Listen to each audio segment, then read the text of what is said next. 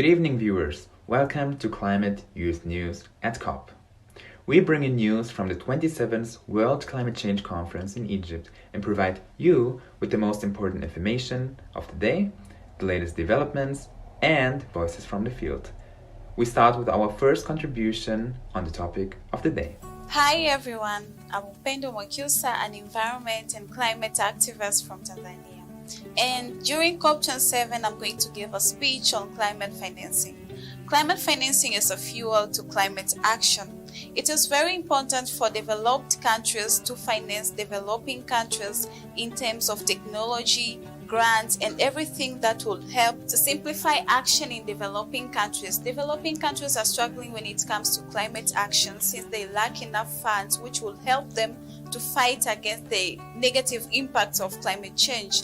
And when it comes to reduction of emission, we need transformation towards usage of renewable energy sources, which requires enough technology, investment, and enough funds. And the developing countries are lacking these funds, which will be of help to simplify this action. I will also stress on youth being financed when it comes to climate action. Youth are not just the victims of climate impacts, but they are also playing an important role towards climate resilience and sustainable development. Youth moves in climate action needs to be financed in terms of investment, technology, and education. Most of youth in developing countries and all the countries within the world are equipped with innovative ideas that will be of help once they are financed. Coming back to developing countries, we have a lot of resources, renewable energy resources, that will be of so much help when it comes to climate action in reducing these emissions. But what drags us back is the lack of the finance in terms of investments and technologies. And youth from these countries need to be supported so as to speed up the move and catalyze the action. Financing is a catalyst towards climate action and towards sustainable development. So my take is climate financing should be stressed during COP27. The heads of different countries should see this in a different eye and should come up with the way through which the developing countries will be well financed and will be in a forefront toward the fight of climate action. So climate financing should come with ways through which the developing countries will be well financed, and it will help them simplify action in their countries, specifically in transformation towards usage of clean energies and the renewable energy sources such as solar, wind, and so many others, so they may reduce emission in their countries and enhance sustainability through climate justice. My call to everyone listening this, it is everyone's task to engage in this move as we fight for climate justice. Despite of the finance that we are demanding, it is also very important for everyone to understand that the usage of clean energies will be of so much help in reduction of emission, and it will be of help in decelerating the impact of climate change. So together we can make a cleaner and greener planet. After this brief overview, we can now dive deeper into the COP. The following article is on what happened today. With the World Leaders Summit coming to an end, COP27 is slowly moving from political speeches to nitty-gritty negotiations. Experts observed that in the absence of any real G7 climate leadership, the smaller, poorer developing countries stepped up to set the agenda of COP27. Are we observing a power shift at UNFCCC? Today, COP was all about finance. Industrialized countries have promised to mobilize $100 billion for climate action in developing countries every year from 2020 to 2025. This amount has never been met and is far from what is needed. But countries of the global north seem to reach for it as they made several finance pledges today. Austria would provide at least $50 million and New Zealand pledged $20 million to loss and damage finance. Observers criticized that the money is not new and additional, but reallocated from existing climate funds. Germany announced to contribute 170 million euro to the Global Shield, an insurance scheme promoted by the G7. Regardless, the collective pledges of around $250 million for loss and damage finance stand in stark contrast to the funding needs. Alone, the costs of the floods in Pakistan are estimated at $40 billion, so 160 times higher.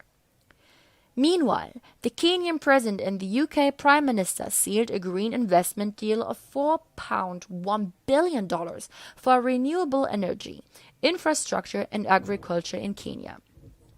Namibia announced to have secured over $544 million to produce green hydrogen, amongst others. Namibia aims to become a renewable energy hub in Africa. Also, a group of African leaders, CEOs and carbon credit experts launched the African Carbon Markets Initiative, short ACMI. The aim is to expand Africa's voluntary carbon markets, producing carbon credits via mitigation projects and to support millions of jobs through the incomes of the trading system. Paul Kagame, president of Rwanda, has criticized the initiative, saying that Africa should produce renewable energy for its own future, not to generate carbon credits so others can continue using coal. His quote.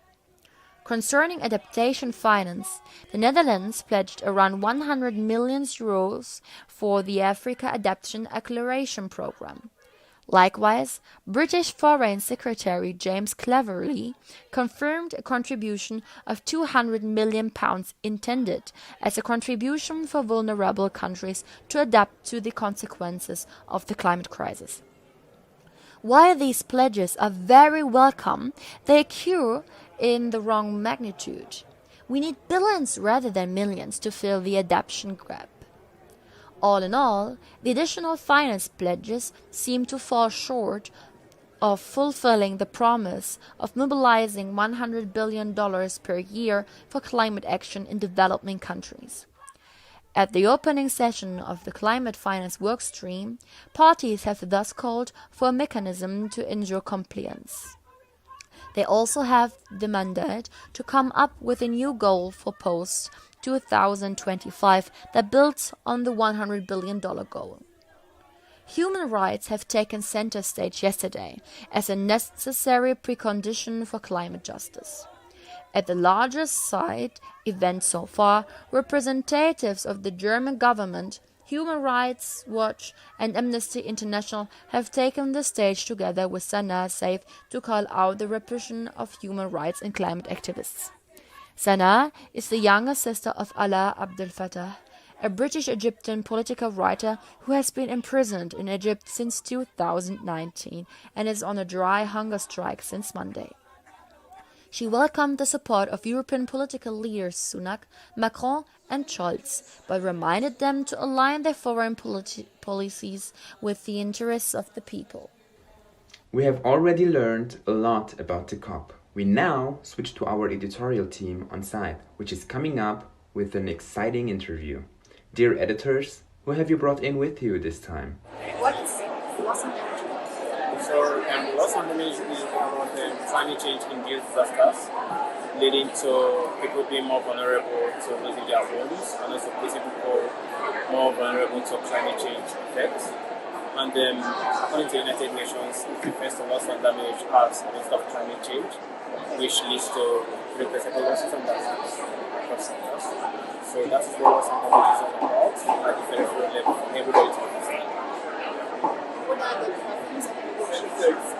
So the problems are the negotiations, of recent way, loss and damage has been placed at the COP agenda, which is very, very nice, and I feel so happy about this being the contact point for equal loss and damage. But my major concern is what steps are going to be taken to make sure that the agenda item for loss and damage is followed up with immediate implementation process, not on promises and pledges. I know that there was a pledge made of $100 billion, which is yet stable. So we don't want that to be the same thing with loss and damage. So I'm actually looking at the process where the decision is going to be more transparent and with accountability, where people are going to come up with immediate response to funding to say, okay, this is the amount we have placed for loss and damage and finance, and also this is the amount that we are placing for those vulnerable climate communities to tackle loss and damage issues at their respective levels. So we have a lot of coordinates for COP27, and some of which includes that the loss and damage should be adopted for COP27 agenda and other COPs, which has been done already. And we're also demanding that there should be other options for loss and damage finance. So there should be options to look into grant-based finance for loss and damage. And we are also looking at a process where countries will have loss and damage reserve as adaptation approach to tackle loss and damage issues in their respective countries. So we are looking at this process where there will be a leadership in terms of addressing loss and damage from top to bottom and bottom to top. We are all hands is going to be on deck to tackle loss and damage. And we are also looking at where there will be global stock take and loss and damage. And this stock take will also include where the G77 countries with their voices will be heard and all that. And lastly, we are also looking at policy framework for loss and damage. Yeah, we know we have a Warsaw mechanism for loss and damage that is responsible to bring about tax force for implementation of some of the taxes for loss and damage. However, we are talking about bringing on board policy framework that addresses loss and damage and also. You see, that's really something else when you hear something like this directly from the ground. We want to continue with this and pass the microphone on to activists on the ground. Hola, mi nombre es Jenilyn Lugo Bonivento, soy guayú del clan Ipuana del departamento de La Guajira y representante de Colombia. Hago parte de Mujeres por la Justicia Climática con la organización Barranquilla Más 20.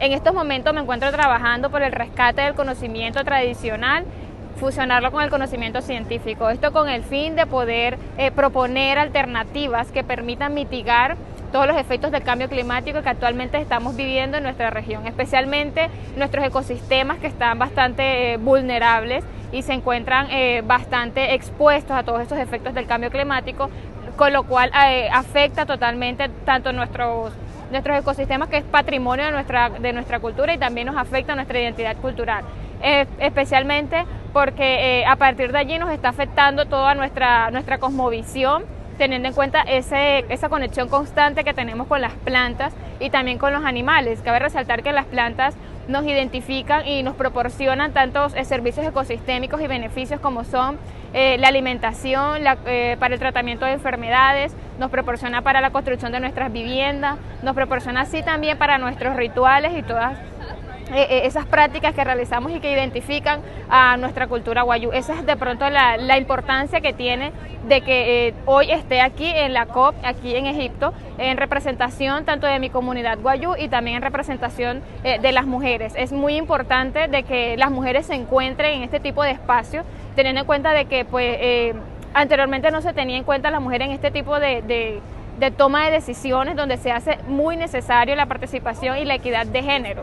Especialmente porque somos una de las más vulnerables en cuanto a los efectos del cambio climático, somos una de las más afectadas, teniendo en cuenta las actividades que realizamos normalmente, como es el cuidado parental, que eso nos afecta muchísimo y estamos mucho más expuestas a todos esos desastres climáticos que pueden suceder en las diferentes zonas donde nos encontramos. Y allí la importancia de la lucha de las mujeres y que levantemos la voz y no solamente tengamos voz, sino voz y poder en las tomas de decisiones.